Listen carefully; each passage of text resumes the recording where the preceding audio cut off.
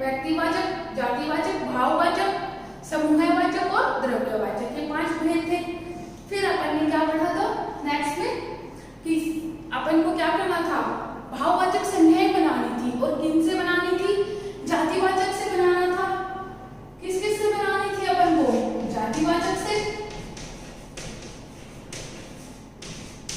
सर्वनाम से बनाई थी अपन ने भाववाचक संज्ञा। उसके बाद अपन ने बनाई थी विशेषण से,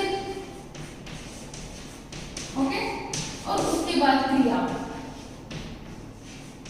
जो जातिवाचक शब्द थे उनसे अपन ने भाववाचक संज्ञा बनाई, फिर सर्वनाम शब्द थे उनसे अपन ने भाववाचक संज्ञा बनाई। नेक्स्ट विशेषण था, विशेषण से अपन ने क्या की, भाववाचक संज्ञा बनाई। फिर क्रिया के जो शब्द थे उनसे अपन ने भाववाचक संज्ञा बनाई। ये अपना चैप्टर था संज्ञा, आप लोगों ने रीड किया होगा, किया है तो आप लोगों को समझ में आएगा। अब अपन इसका अभ्यास कार्य करेंगे, ओके, क्या करेंगे, अभ्यास कार्य, प्रश्नोत्तर करते हैं, ओके।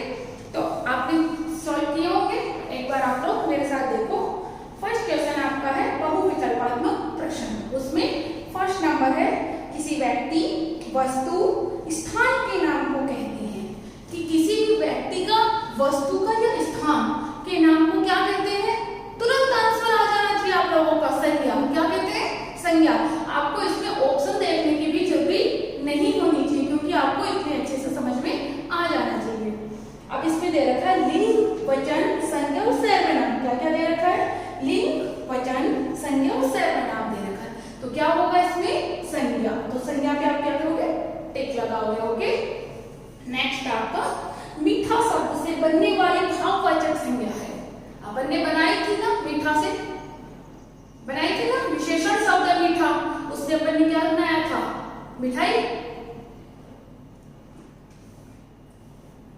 अब देखो क्या बनाया था, मिठाई बनाई थी क्या, या मिठास बनाया था, मिठास बनाया था। मिठाई एक क्या है, जातिवाचक संज्ञा है, ठीक है।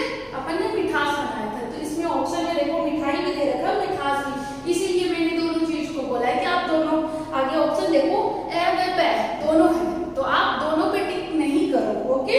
और इनमें से कोई नहीं है इसमें से, तो आप किस पे करोगे टिक, मिठास पे टिक लगाओगे। आया समझ में। अब आपका नेक्स्ट थर्ड नंबर क्वेश्चन, संज्ञा के कुल कितने भेद होते हैं। सुनते ही आंसर आ जाना चाहिए, ऑप्शन पे तो ध्यान ही नहीं जाना चाहिए। कितने भेद होते हैं संज्ञा के कुल, 5। कितने होते हैं, 5। आया समझ में कि संज्ञा के कितने भेद होते हैं, 5। अब 4 नंबर क्वेश्चन देखिए, पेज नंबर आपके है 3rd नंबर पे। विशिष्ट स्थानों के नामों को संज्ञा के किस भेद के अंतर्गत रखा जाता है। कि विशिष्ट स्थानों के नाम को संज्ञा के किस भेद के अंतर्गत रखा जाता है। तो विशिष्ट स्थानों के नाम जो होते हैं ना, जो प्रसिद्ध होते हैं, जैसे ताजमहल है, तो वो किस में रखे जाते हैं, विशिष्ट स्थानों के नाम व्यक्तिवाचक संज्ञा में। किसमें, व्यक्तिवाचक संज्ञा में। अब संज्ञा शब्द है, अब इसमें आपको अलग अलग शब्द दे दिए, इसमें शब्द दिया आपको, तो मोटा, राम।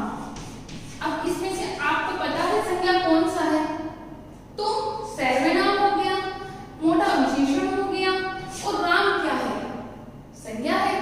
तो आपका इसमें क्या होगा, संज्ञा। आया समझ में।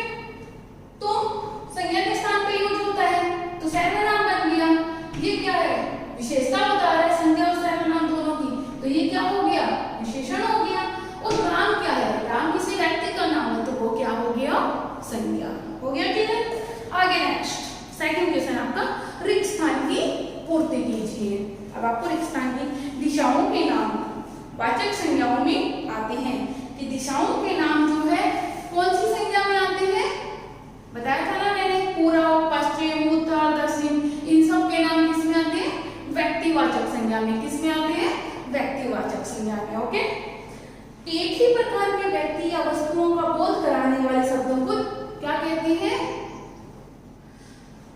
एक ही प्रकार के व्यक्ति या वस्तु का बोध कराने वाले शब्दों को जातिवाचक कहते हैं, संज्ञा कहते हैं। और क्या कहते हैं कि एक ही प्रकार की वस्तु या व्यक्तियों का बोध कराए, वो क्या होती है, जातिवाचक संज्ञा होती है।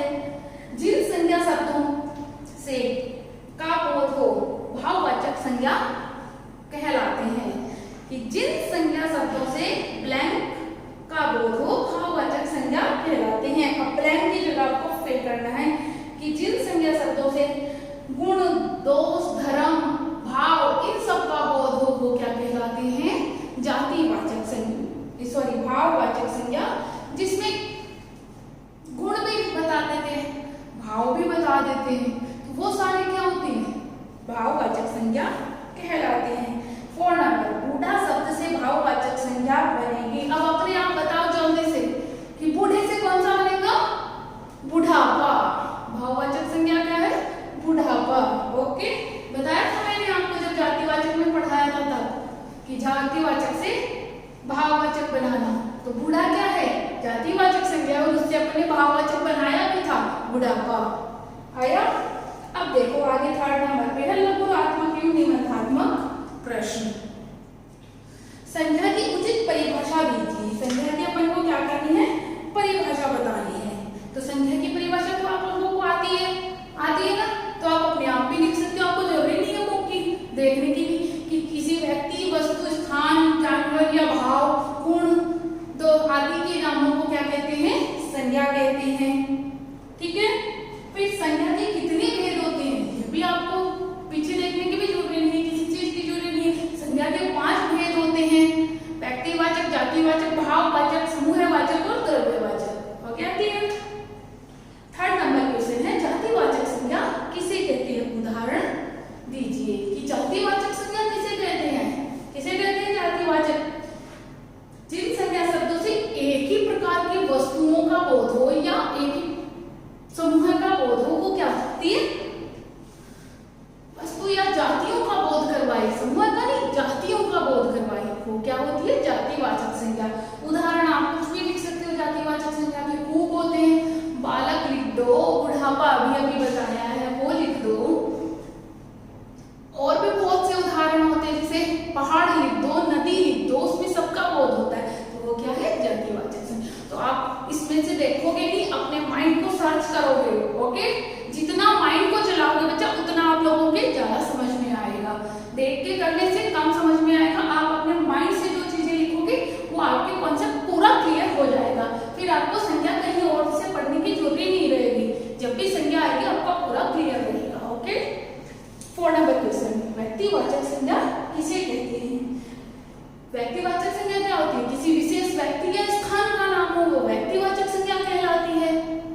कहलाती है ना, कि जिसमें किसी भी विशेष व्यक्ति या स्थान का बोध कराया जाए, वो व्यक्तिवाचक संज्ञा होती है। उदाहरण दीजिए। अब उदाहरण दे दो, किसी का भी दे सकते हो आप, यमुना दे दो, मोहन दे दो, हिमालय पर्वत दे दो, गंगा नदी दे दो, किसी का भी दे दो, वो सारे क्या है? व्यक्तिवाचक। लेकिन अपने माइंड से सोच के दोगे, बुक में जो है वो आप नहीं दोगे, वो आंसर आपकी नोटबुक में नहीं आनी चाहिए। ओके, अपने माइंड से सर्च करो, जब खुद का माइंड चलाओगे वो ज्यादा अच्छा रहेगा। ओके, जब भी आप वर्क करते हो अपनी एक नोटबुक फेर डालो, उसमें ये सारा वर्क आपको कंप्लीट करना है, क्वेश्चन आंसर उसमें करोगे, और ये टिक द करेक्ट ऑप्शन, रिस्पान है, जो दोनों चीज आपको क्या करनी है? इसी में फिल करनी है। क्वेश्चन आंसर सारे आपकी एक फेर नोटबुक है, रजिस्टर आप डालोगे, उसमें इनको सारे को करोगे, और अपने आप करोगे, चीटिंग करके नहीं करना है। ओके, अब अपना नेक्स्ट 5 नंबर क्वेश्चन, भाववाचक संज्ञा किसे कहते हैं? किसे कहते हैं? जिसमें गुण, भाव, मन के भाव हो, गुण बताए गए हो, वो सारे क्या आते हैं? भाववाचक संज्ञा में ही आते हैं। और भाववाचक संज्ञा का उदाहरण देकर के आपको बताना है तो बता देना। बताए थे मैंने भाववाचक संज्ञा कितनी करवाई मैंने भाववाचक, अभी बुढ़ापा ही पढ़ाया अपन ने, तो पढ़ा है ना। ऐसे ही बहुत सारे भाववाचक, बचपन है ना, बहुत सारे भाववाचक संज्ञा, तो उन सबको आप अपने आप लिखोगे उदाहरण। ओके, बुक में जो है वो मत राइट करना। 6 नंबर, निम्नलिखित विशेषण शब्दों से भाववाचक क्या शब्द बनाइए। कि जो विशेषण शब्द दिए हुए हैं आपको कुछ, उनसे आपको क्या करना है? भाववाचक में चेंज करना है। जैसे मैंने भी आपको करके बताया था ना विशेषण से, वैसे ही आपको भी उनको क्या करना है? चेंज करना है अपने आप। अब शब्द कौन कौन से हैं? लाल है, हरा है, सुंदर और स्वस्थ है। लेकिन आप लोग इधर उधर चिटिंग नहीं करोगे, अपने माइंड से करोगे। आपको पता है, आपने पढ़ा है, तो आप अपने आप करोगे तो आपका पूरा क्लियर हो जाएगा चैप्टर। ओके, और अगर नहीं याद है तो इसको लर्न कर लेना। दिए 7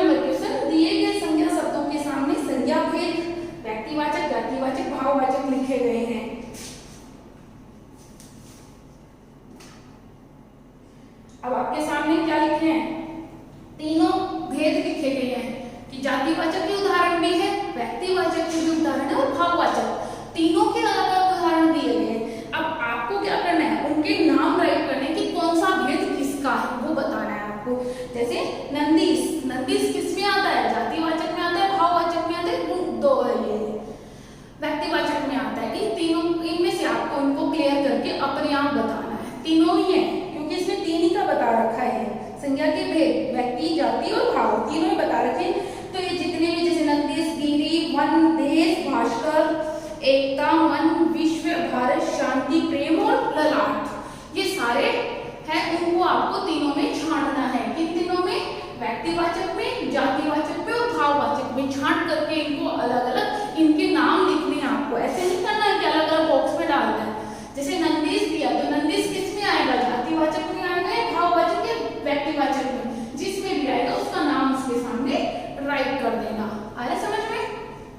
तो आप लोग अपनी नोटबुक फिर व्याकरण की डाल लेना और उसमें फर्स्ट चैप्टर अपना कंप्लीट हो चुका है, उसकी क्वेश्चन आंसर कर लेना। बस लघुरात्मक प्रश्न 1 से 7 आपको नोटबुक में करने हैं और बहुविकल्प और एक स्थान वाले क्वेश्चन आपको बुक में ही करना है। Okay students, clear? Thank you. For more updates, search on YouTube RP Dular Shikshan Sansthan. Please subscribe the channel and press bell icon.